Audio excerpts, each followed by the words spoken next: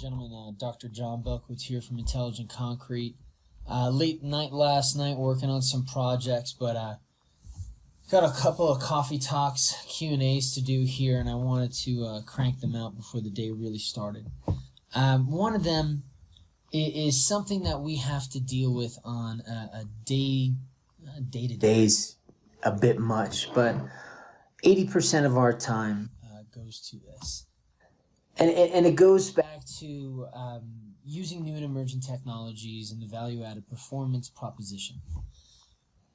Oftentimes what we hear from the ready-mix industry when using a new technology is, I have to pay more money for what?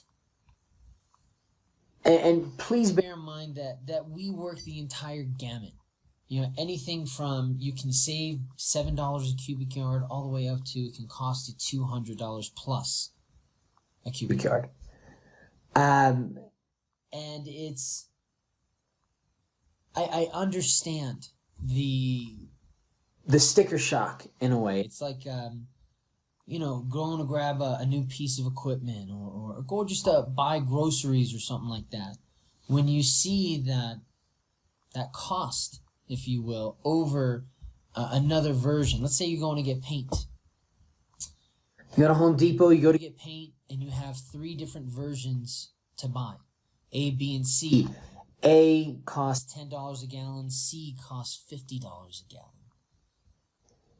Now, bear in mind that there are times that you are buying a name, but oftentimes when you're spending that much more, you're getting a premier version. And what that tends to mean with paint, either you get more vibrant colors or, let's say for an exterior fence, you get a longer lasting paint.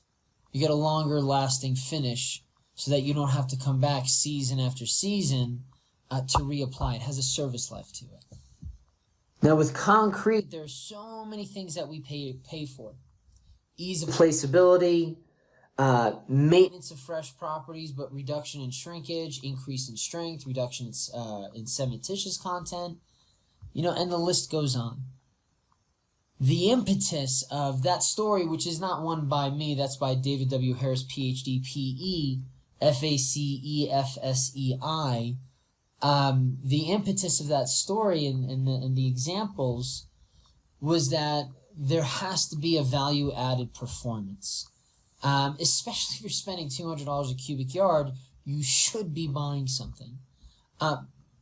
But please bear in mind that doesn't mean that every technology that you're going to get, you're going to save money. And I do hope you get to the point that any technology that you are using is going to give you a cost appreciation or at least a return on investment. That being said, you know, colloidal silica costs, you know, cents to dollars a pound.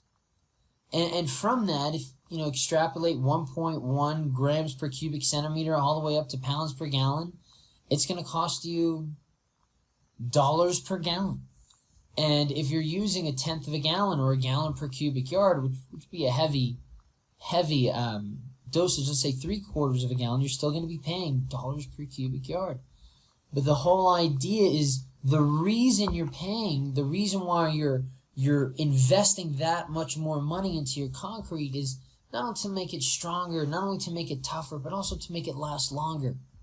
Also to do wild and crazy things like glow in the dark, be translucent, and yeah, those aren't going to be your 80% of your top performing mixes, but at the same time, as a precaster, as an architectural precaster, as a slip form paving operator, you know, there are technologies that you can use which will cost money per cubic yard, even per square foot if you're using a topical additive or admixture. But the ultimate objective is either to make you and your company look that much better for a superior product, or make your days that much easier and your crews go that much longer. So hopefully you learned something today, why we spend those extra monies. Let us know if you got any questions, any concrete concerns. Don't forget to like and subscribe. Ding that bell for notifications. Go concrete. Beat asphalt.